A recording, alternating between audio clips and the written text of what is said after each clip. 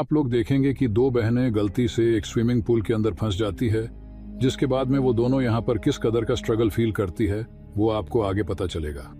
Movie की starting में हमें एक स्विमिंग पूल को दिखाया जाता है जिसमें एक लड़की स्विमिंग कर रही होती है। उस लड़की का नाम ब्री होता है। वो पूल से बाहर निकलती है और पूल के साइड में जाकर अपना ब्लड शुगर लेवल चेक करती है। इससे हमें ये मालूम पड़ता है कि ब्री एक डायबिटिक पेशेंट है। अभी यहाँ पर ब्री अपनी रिंग निकालकर अपने बैग में रख देती है। वो रिंग ब्री के फियांसे डेविड ने उसे दिया था, जिससे कुछ दिनों बाद में उसकी शादी होने वाली है। अब अगले सीन में हम पूल के मैनेजर को देखते हैं, जिसका नाम एक ग्रेडी है, और वो मैनेजर नोटिस बोर्ड पर वीकेंड की छुट्टी में ये पुल क्लोज रहेगा इस बात की नोटिस चिपका रहा होता है।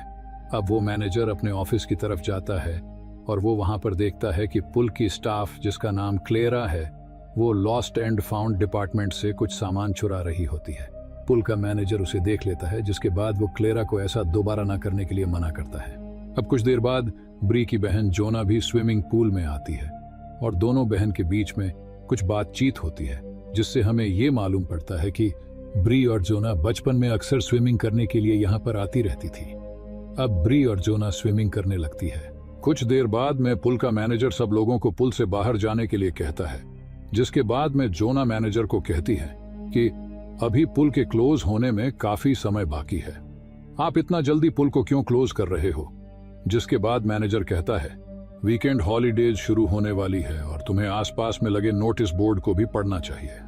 जिसके बाद ब्री और जोना दोनों लोग पुल से बाहर आ जाती है, लेकिन बाहर आकर जब ब्री अपने बैग में देखती है तो उसमें उसकी रिंग नहीं होती है और वो तभी परेशान हो जाती है, क्योंकि वो रिंग उसका एंगेजमेंट रिंग था। जोना पुल की तरफ देखती है। वो देखती है कि रिंग पुल के जाली में फंसा हुआ है।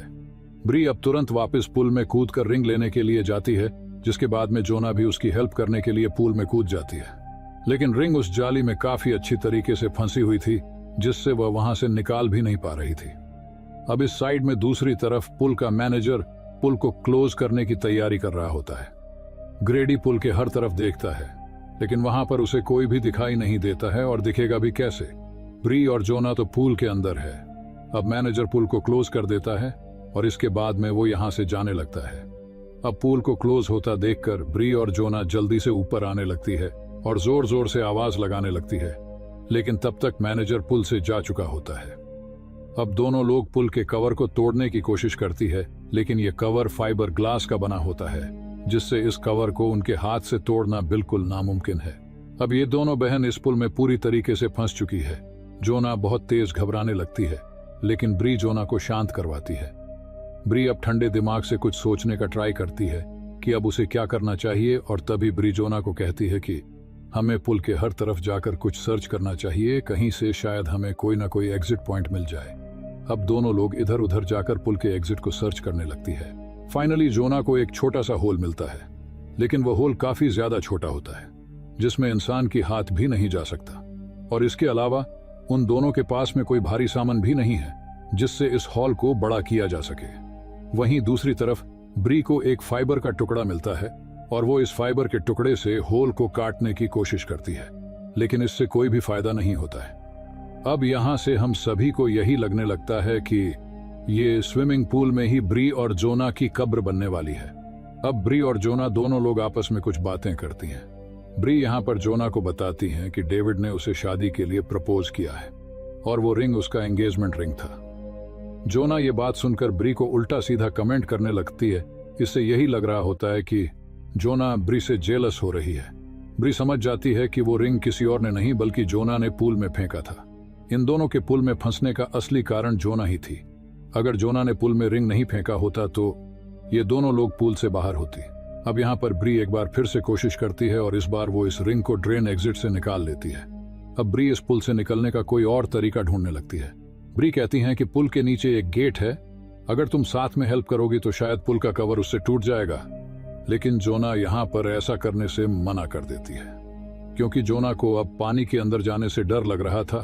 फिर भी ब्री अकेले ही पानी के अंदर जाकर उस गेट को तोड़ने की कोशिश करती है, लेकिन इससे कोई फायदा नहीं होता है। अब यहाँ पर जोना को पता चलता है कि ब्री को पिछले 3 साल से डायबिटीज है और अगर वो टाइम से इंजेक्शन नहीं ले पाई तो कोमा में भी जा सकती है। ये सुनकर जोना को अच्छा नहीं लगता है। सुबह से शाम हो गई और अभी तक इन दोनों को बचाने के लिए कोई भी नहीं आया है। जोना ब्री का जला हुआ हाथ देखकर उससे पूछती है तो ब्री उसे गुस्से में कहती है कि यह बात मैं तुम्हें कई बार बता चुकी हूं। लेकिन फिर भी जोना ये बात उससे पूछती है क्योंकि उसने पूरी बात कभी नहीं बताई थी। अब इसके बाद में ब्री बताती हैं कि बचपन में उसके डैड एक रात काफी ज्यादा ड्रिंक कर आए थे और वो जब सिगरेट जला रहे थे तभी उनके लाइटर से घर में आग लग गई थी और उसी के कारण मेरा हाथ जल गया था। अब हमें यह पता चलता है कि ब्री के डैड ब्री को फिजिकली मोलेस्ट भी किया करते थे। अब इसके बाद में जोना अपनी स्टोरी बताती है। वो बताती हैं कि मुझे नशे की बुरी लत लग गई है जिसकी वजह से मुझे नशा मुक्ति केंद्र में जाना पड़ता है। ब्री और जोना बात कर रही होती है, तभी पुल के बाहर से किसी की आवाज आती है। पुल के बाहर क्लेरा आई होती है, वहीं जिसको मैनेजर ग्रेडी ने लॉस्ट एंड फाउंड डिपार्टमेंट में चोरी करते हुए देखा था। अब ब्री यहाँ पर चिल्लाकर क्लेरा को हेल्प करने के लिए कहती है, लेकिन क्लेरा भी अजीब थी। वो हेल्प करने की बजाय ब्री का बैग चेक करने लगती है और बैग से मोबाइल और एटीएम निकाल लेती है। क्लेरा ब्री से मोबाइल का पासवर्ड पूछती है और साथ में एटीएम का पिन कोड भी पूछती है। अब यहाँ पर इस सिचुएशन का फायदा उठाते हुए क्लेरा को ब्री अपने मोबाइल का पासवर्ड और एटीएम का पिन कोड बता देती है। यहाँ पर हम ये देखते हैं कि ब्री के मोबाइल के होम स्क्रीन पर ब्री और डेविड का फोटो लगा हुआ है। इससे ये पता चलता है कि ब्री डेविड को सच में बहुत पसंद करती है। क्लेरा यहाँ पर पूल के सभी कैमरे ऑफ कर देती है ताकि यहाँ पर कोई उसे पकड़ न पाए। क्लेरा अब उन लोगों से बातें करते हुए कुछ अपने बारे में बताती है। वो इन लोगों से बताती हैं कि वो कैसे जेल में थी और अपने बच्चे को पालने के लिए उसने कैसे स्ट्रगल किया। ये सब बात बताने के बाद में क्लेरा अब यहाँ से चली जाती है।